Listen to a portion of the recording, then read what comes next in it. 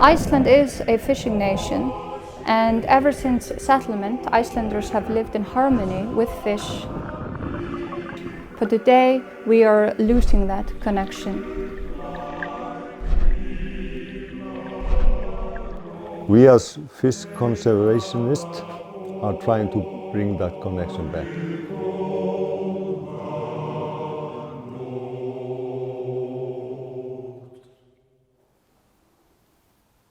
My connection with fish started when I was 6 years old, when I was fishing all the time I could use for fishing, and then that led to biology and studying fish, and then eventually I started my own research company, Laxfiskar. This is the problem I'm dealing with. Kalda. Since I was a child, Dad would bring me to work with him. So I would spend, hours and hours with Dad in nature and on riverbanks or wading the rivers day and night. So it was a calling that eventually I started to research nature history, because nature, it has no voice, and you can give it a voice through history.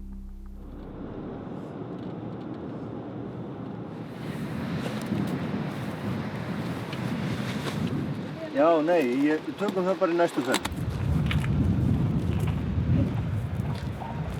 Dad came here at the end of the 20th century to research the brown trout. And you could barely talk about a brown trout stock. It had grown so small. And this used to be this historical fish, and it's the biggest trout in Iceland, and who knows, even the world, this Ice Age brown trout. But with conservation biology from Dad, the stock grew again.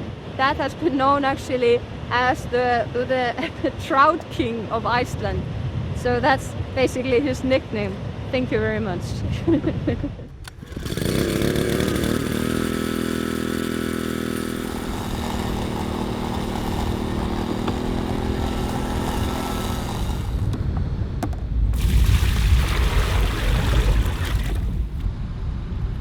We're gonna tag this brown trout from River Öxará.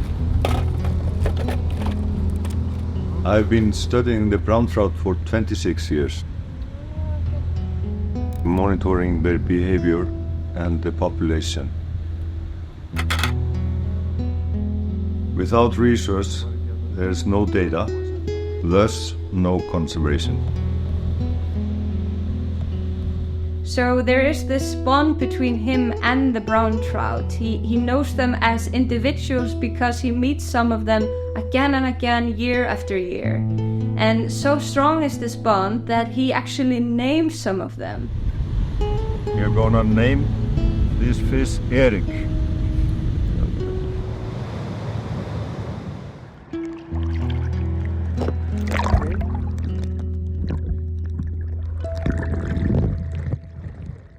I would say that in many ways fish is more important to him than family. Okay. Kláraði bara. Það þá bara í túbúið það? Eða loftið eftir og... Já, en svona komið. Já, það komið eitthvað. I mean, it is quite unique when I start to think about it. Sure, we share this father and daughter bond, and we share a friendship also. But we share something else, and that is our goal to study nature and to protect nature. And I mean, and that is something not to be taken for granted. It's a privilege. Surely. I at least think. I'm fortunate, and to have her is really a good thing, because she's so yeah, she can see what's need to be seen.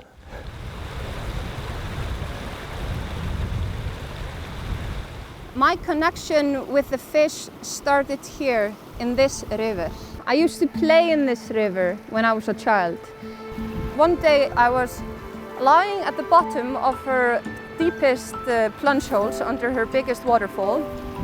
I was looking up at the surface of the water sky, and I was watching the brown trout swim above me, watching their white bellies like birds in the sky. And at that moment I kind of was overwhelmed with beauty and overwhelmed with this mystique of the river. My connection to this river is so deep that I took up her name, Kaldakvist. People, they are certainly formed by their family, but nature also shapes you in a profound way. Nature shapes people's characters and lives.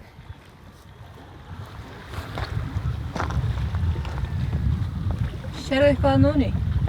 Nei, reyndar ekki enn. Þetta allt saman.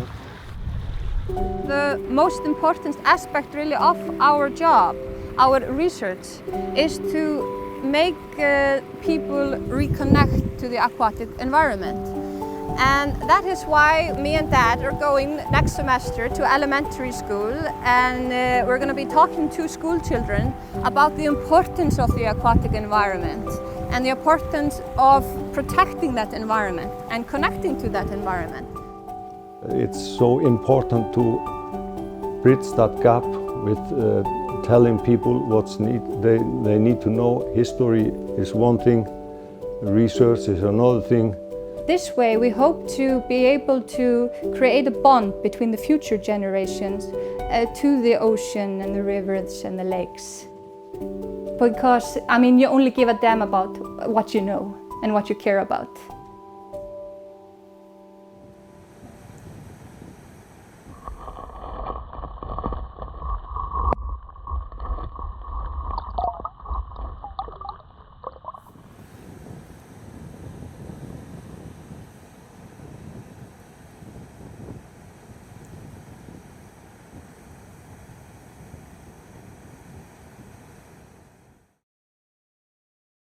This is a cartoon I made when I was young, representative of my father, who's a workaholic. It says, Workaholic Help Center, and the therapist is calling to Dad, Johannes, in a denial room. Johannes, your session has started, and he's saying, I don't need it. See you in 56 hours, losers. And that's him. He will work for sometimes days at an end without sleeping, so this is how I saw him as a child. Do you have any response to It's not possible to comment. Yeah, akkurat. You're busy with working, you see.